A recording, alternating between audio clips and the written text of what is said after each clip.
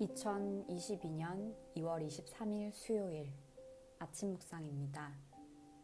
로마서 2장 6절에서 16절 말씀 새번역 성경으로 봉독하겠습니다. 하나님께서는 각 사람에게 그가 한 대로 갚아주실 것입니다.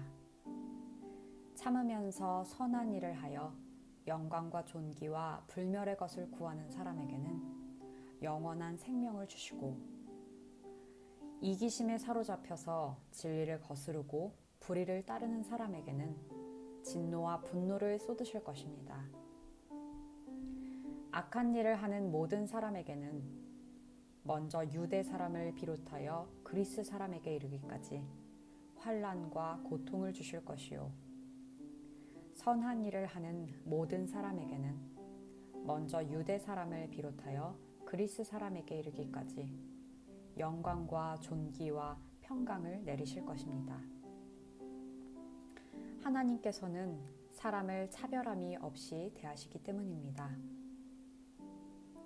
율법을 모르고 범죄하는 사람은 율법과 상관없이 망할 것이요, 율법을 알고 범죄한 사람은 율법을 따라 심판을 받을 것입니다. 하나님 앞에서는 율법을 듣는 사람이 의로운 사람이 아닙니다. 오직 율법을 실천하는 사람이라야 의롭게 될 것이기 때문입니다. 율법을 가지지 않은 이방 사람이 사람의 본성을 따라 율법이 명하는 바를 행하면 그들은 율법을 가지고 있지 않아도 자기 자신이 자기에게 율법입니다. 그런 사람은 율법이 요구하는 일이 자기의 마음에 적혀 있음을 드러내 보입니다. 그들의 양심도 이 사실을 증언합니다. 그들의 생각들이 서로 고발하기도 하고 변호하기도 합니다. 이런 일은 내가 전하는 복음대로 하나님께서 그리스도를 내세우셔서 사람들이 감추고 있는 비밀들을 심판하실 그 날에 드러날 것입니다. 사랑하는 주님, 오늘도 최고의 날입니다. 오늘은 어제보다는 조금 더 무거운 마음으로 묵상을 하는데, 그래서 한 걸음 더 주님께 나아갈 수 있는 것 같아서 감사합니다. 거짓 평안보다 가난한 마음으로 주님께 나아갈 수 있는 고난이 더 귀합니다. 할렐루야. 주님, 오늘은 로마서 2장 6절에서 16절 말씀을 묵상했습니다. 각 사람에게 그가 한 대로 갚아주신다는 말씀은 두려움의 말씀이기도 하고 희망 가득한 말씀이기도 합니다. 내 어떤 겉모습과 조건들, 남들의 평판과 상관없이 내가 하나님 보시기에 선한 일을 하는 사람인지 악한 일을 하는 사람인지에 따라서 영원한 상과 벌이 결정되기 때문입니다. 숨길 수 없는 내 모습 그대로 평가되고 심판을 받습니다. 내 악한 모습을 잘 아는 나로서는 긴장하게 되는 말씀이지만 곳곳에 제가 잡고 따라갈 만한 소망의 말씀을 주셔서 기대함으로 이 말씀을 붙들어 봅니다. 7절 말씀에 참으면서 선한 일을 하여 라고 하십니다. 내가 선한 일을 할 수 있는 충분한 능력이 되고 기꺼이 선한 마음으로 선한 일을 할 수 있는 사람이 아니라는 것을 주님이 아십니다. 8절에 나오는 이기심에 사로잡혀 진리를 거스르고 불의를 따르는 사람과 내가 본질적으로 다르지 않다는 것을 주님이 아십니다. 그러나 나의 타고난 이기심을 참으면서 안간힘을 쓰면서 하나님의 말씀에 순종하여 선택한 선한 길을 선택할 때 하나님께서는 그 모습을 귀히 여기십니다. 눈물 흘리며 순종하는 우리의 연약함을 위로하고 축복하십니다. 다시 7절 말씀을 읽어보겠습니다. 참으면서 선한 일을 하여 영광과 존귀와 불멸의 것을 구하는 사람에게는 영원한 생명을 주시고, 오늘도 결코 쉽지 않지만 세상에서 추구하는 가치, 내가 매일 듣고 보는 세상의 상식을 따르지 않고 하나님의 말씀에 근거한 선한 일을 행하는 제가 되겠습니다. 나의 작은 순종에 영광과 존귀와 불멸의 것을 구하는 자라고 칭송하시며 영원한 생명을 주시는 주님, 감사합니다. 할렐루야. 주님, 오늘 9절과 10절 말씀도 의미심장합니다. 악한 일을 하는 모든 사람에게는 환난과 고통을 주시고, 선한 일을 하는 모든 사람에게는 영광과 존귀와 평강을 주신다고 하시는데, 여기서 모든 사람을 풀어서 먼저 유대 사람을 비롯하여 그리스 사람에게 이르기까지라고 상세히 설명하십니다.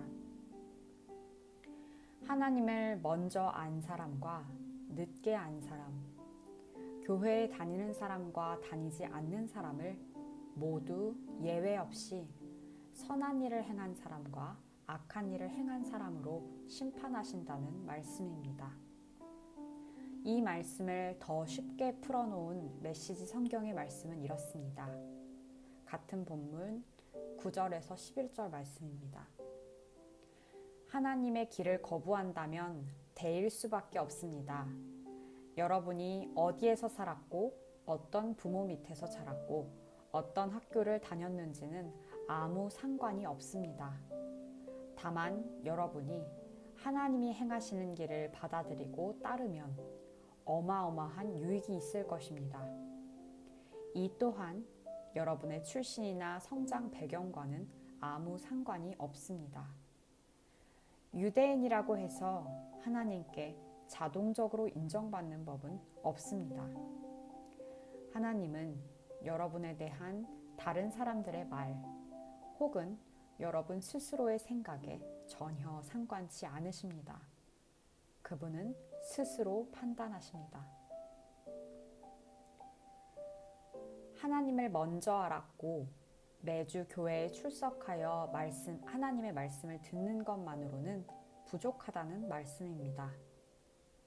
매일 깨어서 하나님의 말씀을 듣고 말씀에 순종하여 사는 삶을 살아야만 하는 이유를 강력하게 말씀해 주십니다. 12, 13절 말씀에서도 같은 강조를 하고 있습니다. 율법을 모르고 범죄한 사람은 율법과 상관없이 망할 것이요. 율법을 알고 범죄한 사람은 율법을 따라 심판을 받을 것입니다. 하나님 앞에서는 율법을 듣는 사람이 의로운 사람이 아닙니다. 오직 율법을 실천하는 사람이라야 의롭게 될 것이기 때문입니다. 하나님의 말씀, 율법을 알고 모르고보다 중요한 것은 그 말씀에 순종하는 실천입니다. 그리고 14에서 16절에서는 하나님의 뜻을 알고 선을 행하며 살 수 있는 방법에 대해서 한 가지 팁을 더 주십니다. 성경 말씀이 하나님의 뜻을 아는 기준이 되지만 말씀을 잘 모른다고 하더라도 하나님께서 우리 마음에 주시는 하나님의 뜻, 선한 기준이 있다고 말씀하십니다. 14에서 16절 말씀입니다. 율법을 가지지 않은 이방 사람이 사람의 본성을 따라 율법이 명하는 바를 행하면 그들은 율법을 가지고 있지 않아도 자기 자신이 자기에게 율법입니다. 그런 사람은 율법이 요구하는 일이 자기의 마음에 적혀 있음을 드러내 보입니다. 그들의 양심도 이 사실을 증언합니다. 그들의 생각이 서로 고발하기도 하고 변호하기도 합니다. 이런 일은 내가 전하는 복음대로 하나님께서 그리스도를 내세우셔서 사람들이 감추고 있는 비밀들을 심판하실 그날에 드러날 것입니다. 하나님의 말씀, 하나님의 뜻은 성경뿐만 아니라 이미 우리의 내면에 새겨져 있습니다. 순간순간 하나님의 선한 뜻이 무엇인지 구하고 주시는 마음이 순종하는 것이 성경을 읽고 깨닫는 것만큼 중요한 하나님의 인도하심이 될 수 있습니다. 오늘 하루 주신 말씀을 따라서 그리고 순간순간 주님께서 주시는 마음에 민감하게 반응하겠습니다.